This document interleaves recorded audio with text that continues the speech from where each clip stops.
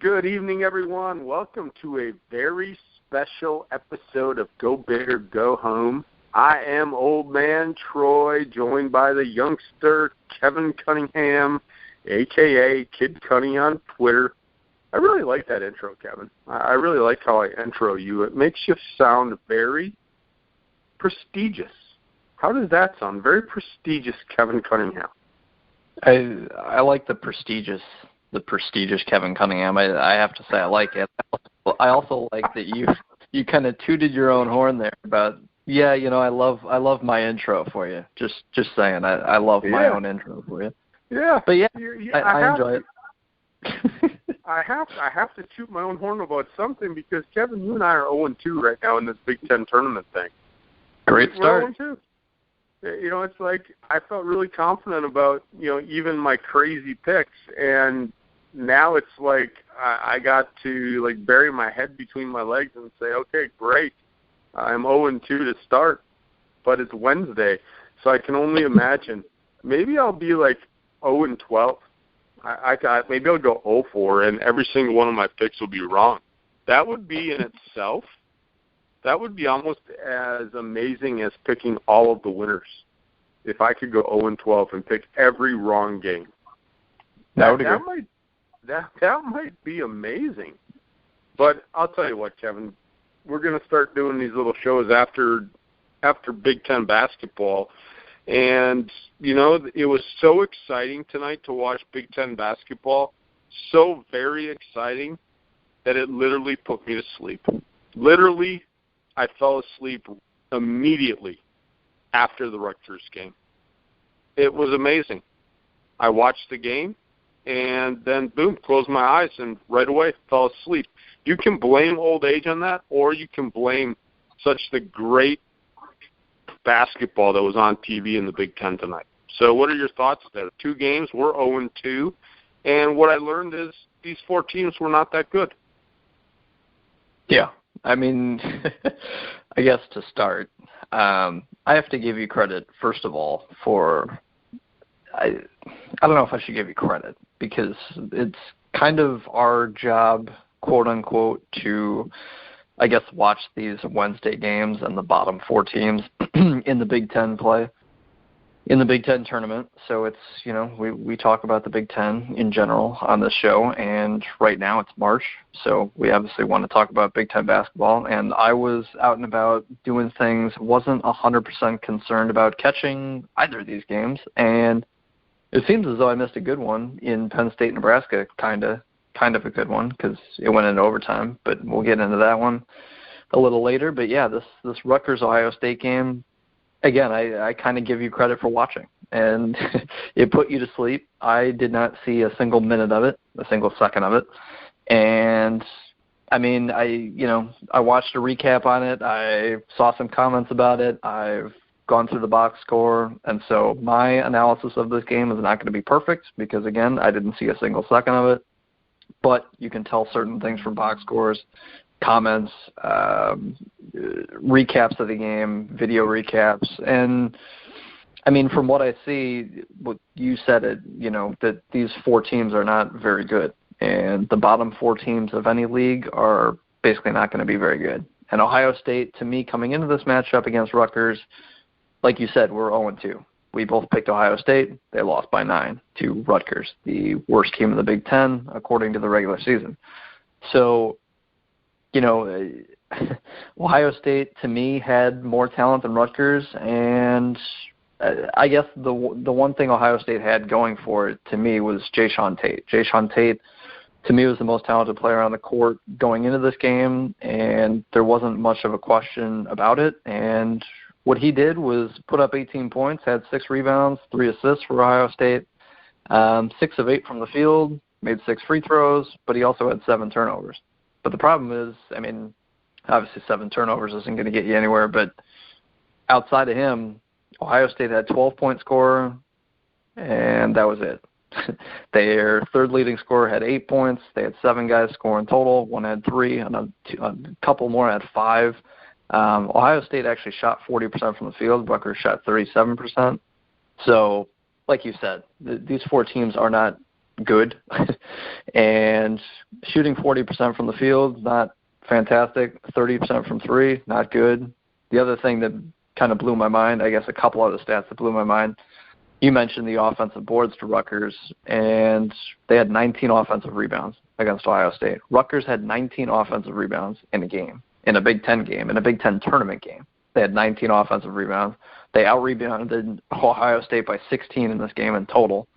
And Ohio State scored 25 points in the second half and made 15 of 28 from the free throw line. So Ohio State got out-rebounded by Rutgers by 16, gave up 19 offensive rebounds, shot 53% from the free throw line.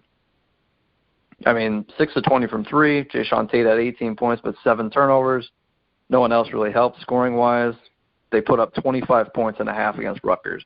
So you can't really say that Rutgers just played an amazing game. I think Ohio State played a terrible game as far as I can see, and Rutgers took advantage of it, scored the points they needed to, and came away with a victory.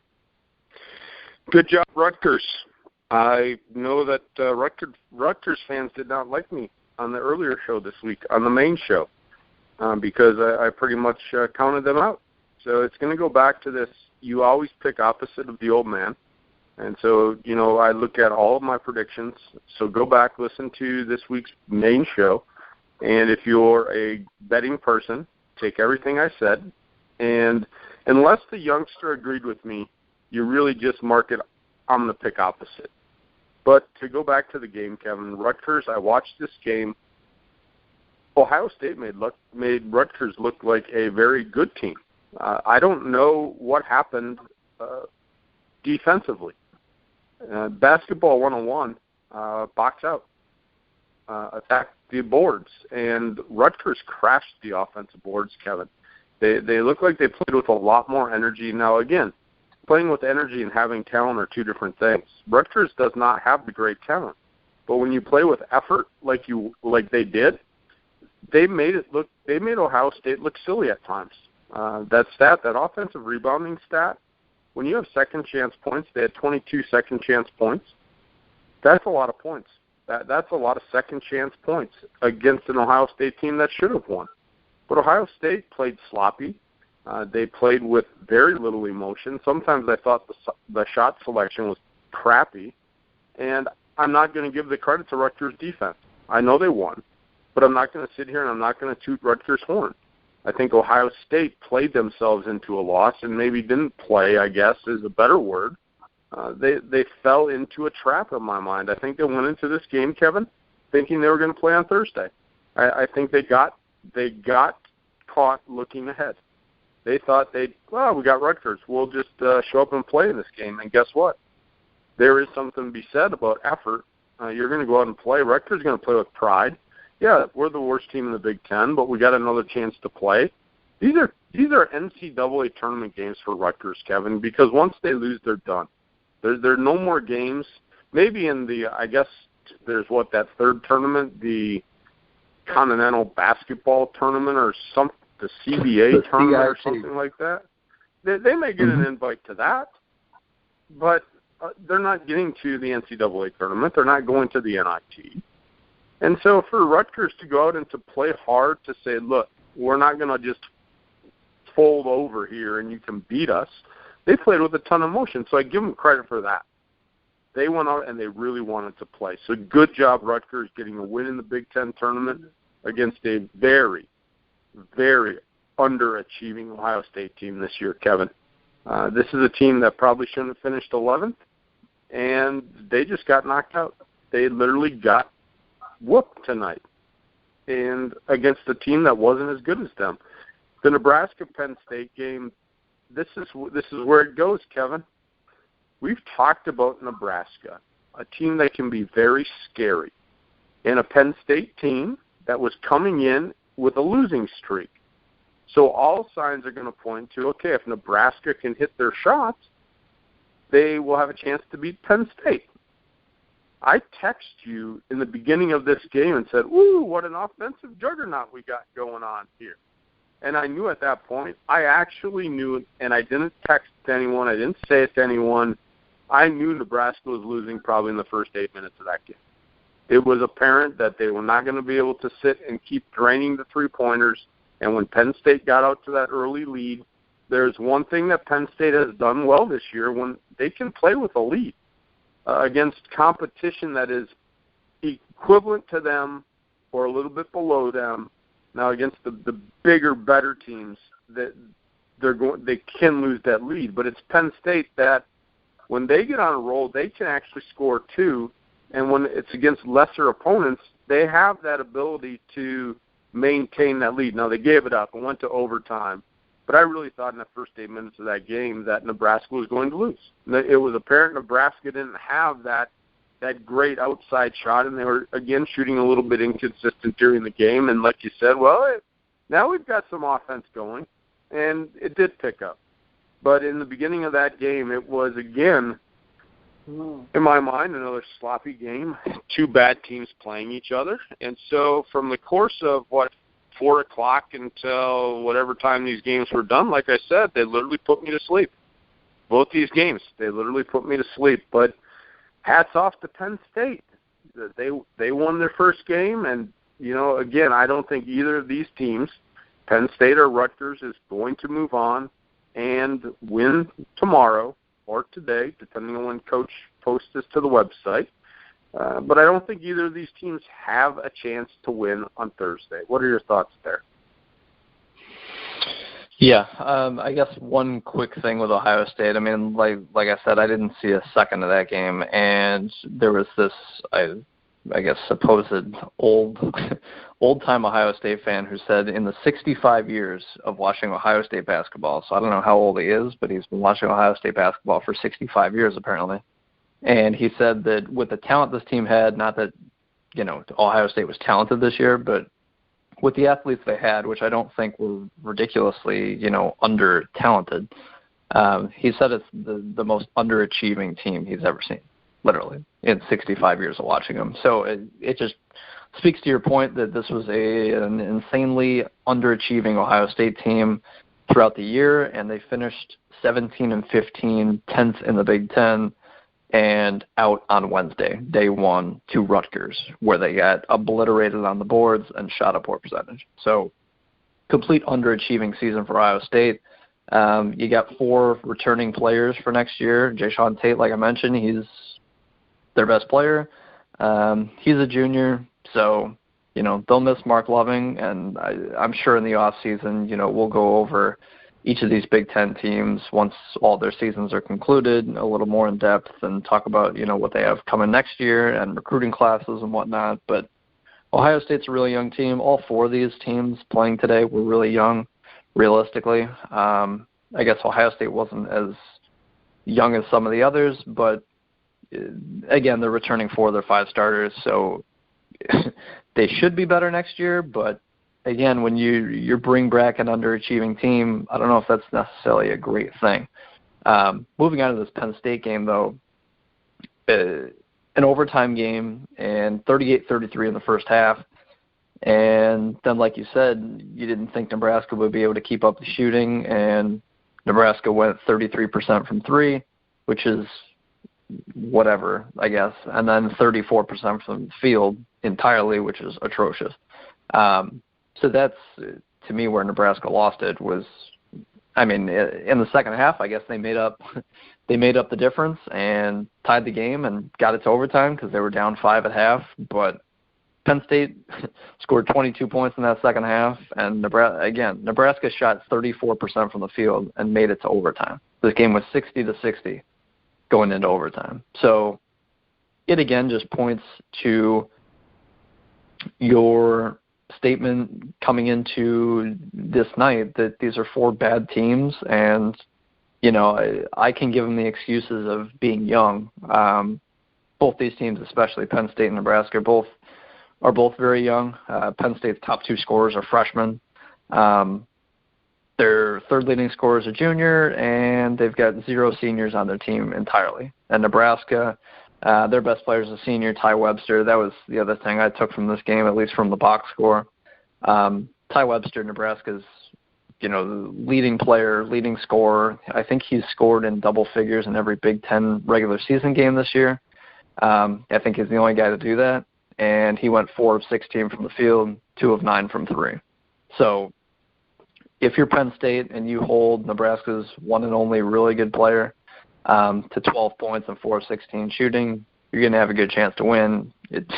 Nebraska still took you to overtime, but Penn State got the job done, made 21 of 26 from the line. So I guess hats off to Penn State making the shots from the free throw line and winning in overtime, because it scored 22 in the second half against a Nebraska team who doesn't play great defense.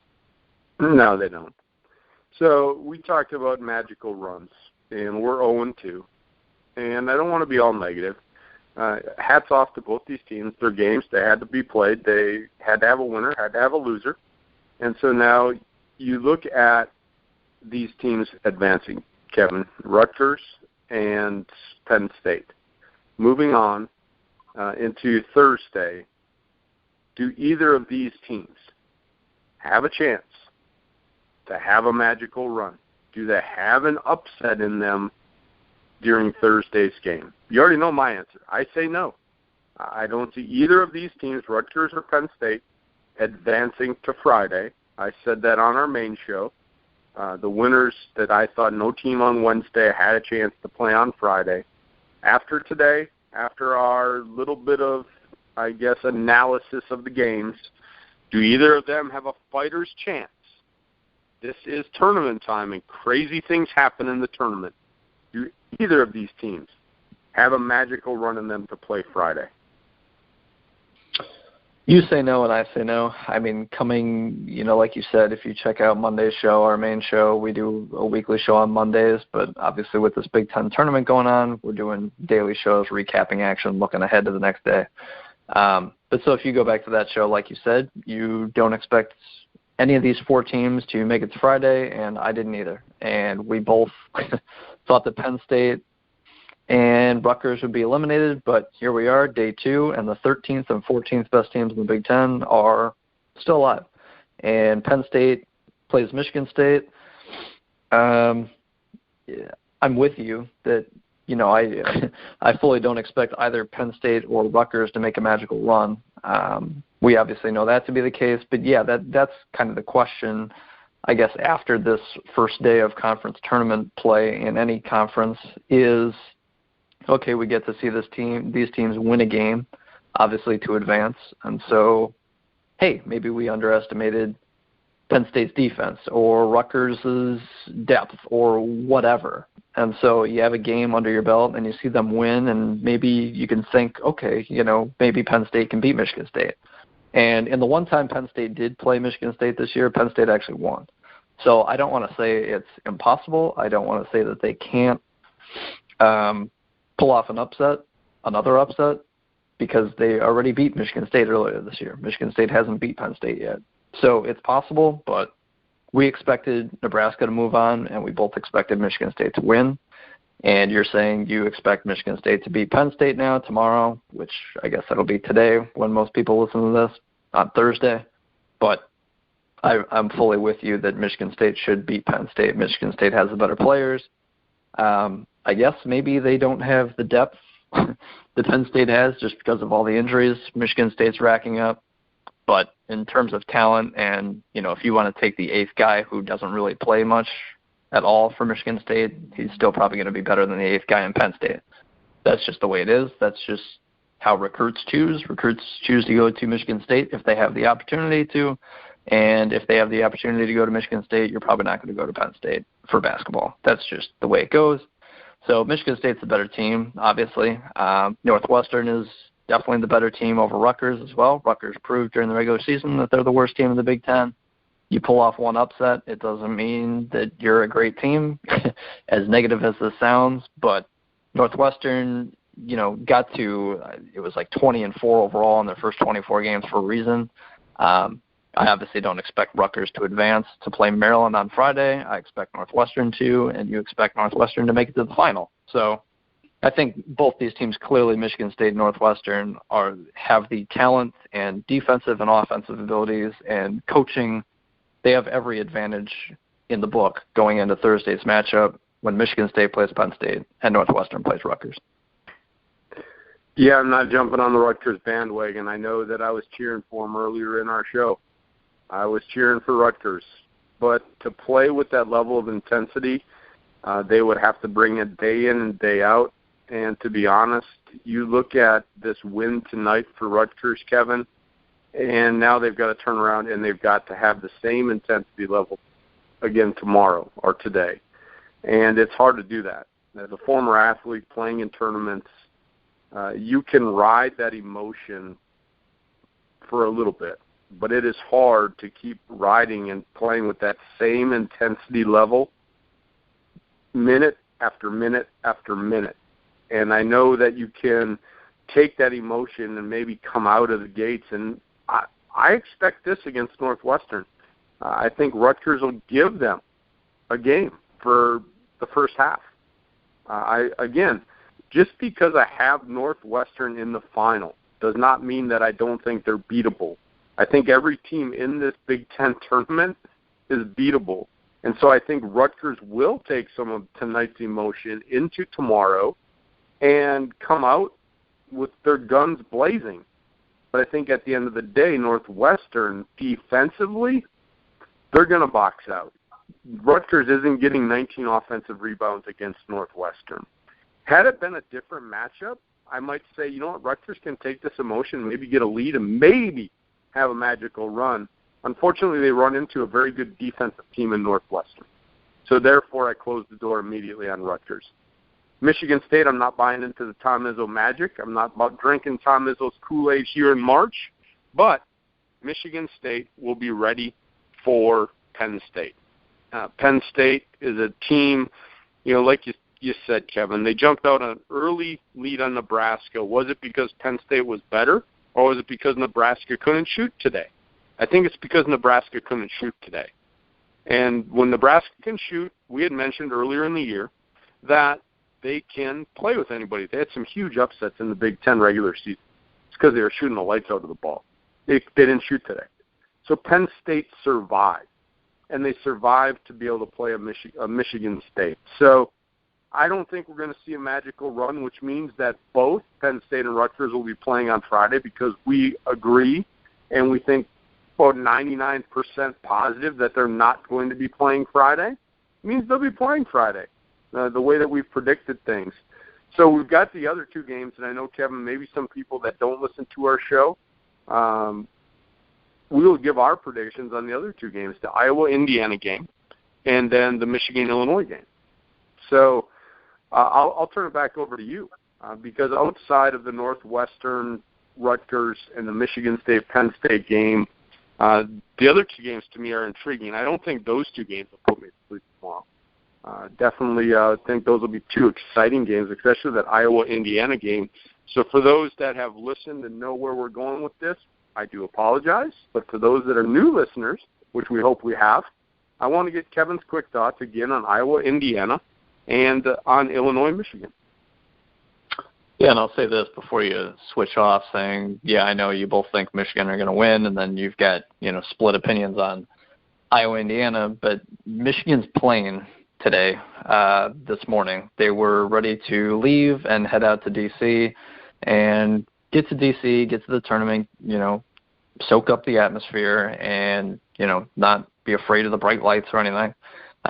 Get there a day early before the Thursday game, but Michigan's flight actually got in an accident this morning, and no one was hurt, but there were supposedly really high winds going on, and so when Michigan's plane tried to depart, it basically fell off the runway. And so luckily everyone got off board and were safe and are fine, but Michigan's now flying into D.C. tomorrow morning, Thursday morning.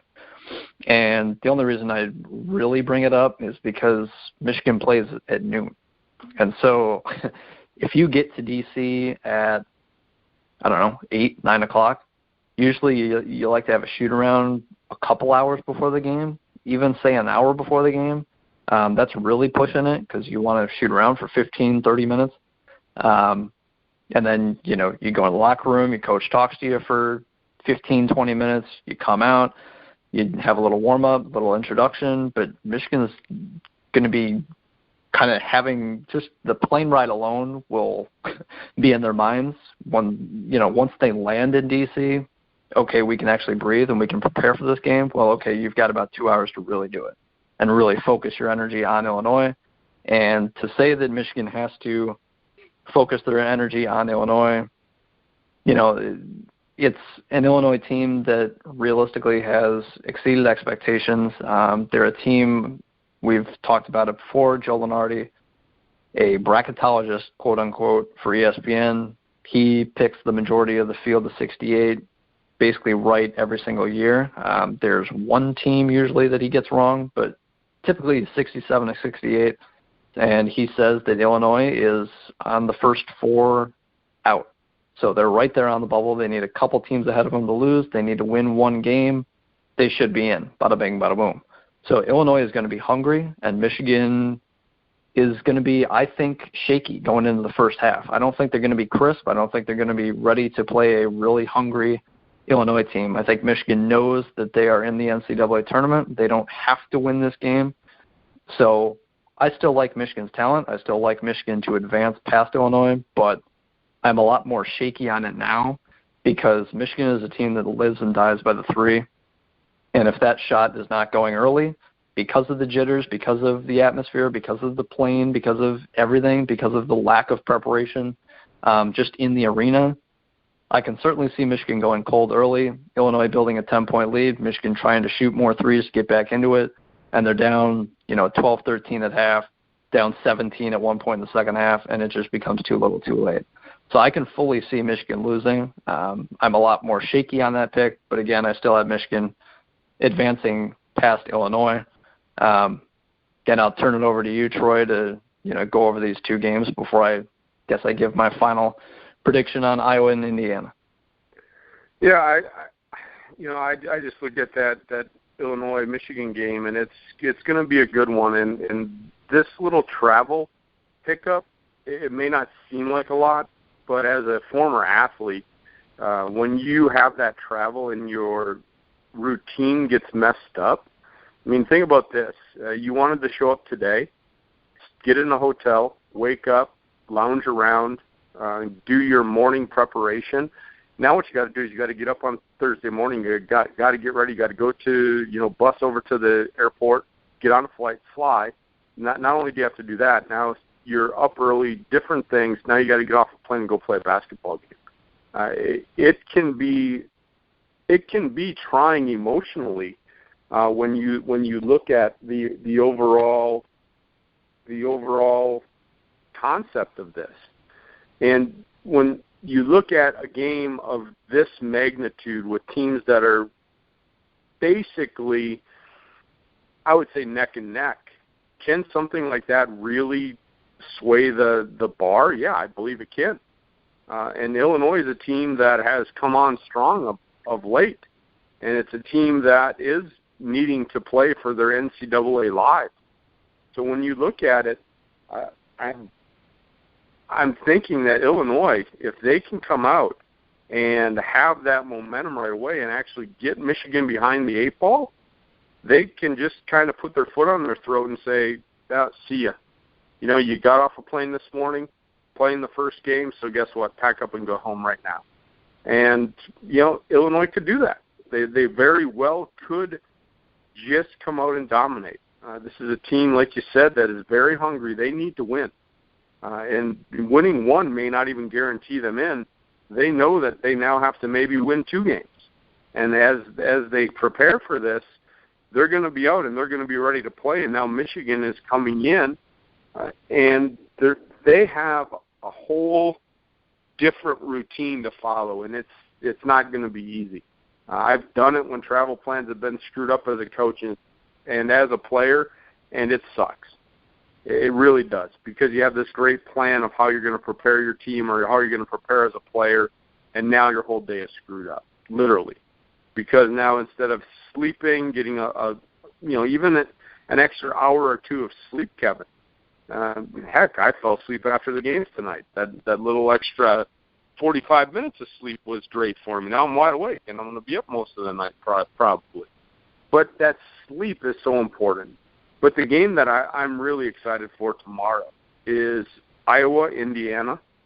This is a game where, we looked at it. You and I are on different ends of the spectrum for this game, but we thought this 7-10 game was really the game where one of these two teams could be in a really good situation because they face Wisconsin on Friday, and I liked Indiana. I like the kid Blackman. You know that. We talked about it on our big show. He's a guy where if he's on, Indiana could be tough to beat. I know they struggled mightily over the last month and a half of the season. But I'm looking at maybe a rejuvenated Indiana team, and with Blackman playing and shooting the lights out, I think he can shoot the lights out to get them past Iowa, who some could debate is playing some of the best basketball in the Big Ten. I mean, you got three teams, I think, that are playing really good basketball going into the tournament, Iowa being one of them, Minnesota being the other one, and Purdue. And so Iowa at 7 is intriguing to me. And Indiana, though, at the 10 seed, luckily on the bottom of the bracket, I think Blackman carries this Indiana team and just goes wild from downtown and just has a great offensive showing and knocks off Iowa in what would be an upset. For Iowa, this is a game they should probably win because it's against an Indiana team that hasn't played well overall, and they should look to advance. This could be, though, one of those games, Kevin, where Iowa does overlook the quality that Indiana brings because they have the capability. They do have the capability of going out to compete. This was a team in Indiana when we first started this show that was in the middle of the pack. Injuries decimated them, played some bad basketball, and they just went on this horrendous slide. Like they were on the slip and slide. Like it was wet, and they could not get any traction. They just kept sliding down the hill. And now it's the Big Ten tournament, a little bit more healthy. I think you see a major upset with Blackman just going wild and beating Iowa. What are your thoughts? Yeah, I could certainly see it. Blackman's the type of player, and we mentioned it on Monday, that if there is a player to lead a team to a magical run in this tournament, it's probably James Blackman. He is going to be an NBA player without a doubt. He shoots, I think it's 41% from 3 on the year. Yeah, 41% from 3, 83% from the field. Team's leading scorer at 17 a game. He's the real deal. He's Indiana's go-to guy offensively, without a doubt, and can shoot NBA threes without a question, and that's something he'll do in his future for probably a long time. So if there is one guy to do it, it's Blackman. So to say that, no, Iowa is for sure going to win, or, okay, I can see Indiana getting past Iowa, but then, yeah, Wisconsin should definitely shut them down, and, that won't be an issue. No. Indiana can beat any team in this tournament. I think Iowa can beat any team in this tournament. When these two teams played each other earlier in the year, just 4 games ago, Indiana traveled to Iowa, and Iowa won 96-90. So these teams can score. There's no question about it. That's why I don't think Iowa will necessarily overlook Indiana. I think, when a team comes into your place and scores 90, I think you understand that, okay, this team can shoot and they can score, so we have to score as well. So this should be a game at least in the high 70s, in my opinion. I would expect it to be in the 80s, but it's a tournament game. Both these teams certainly have something to play for.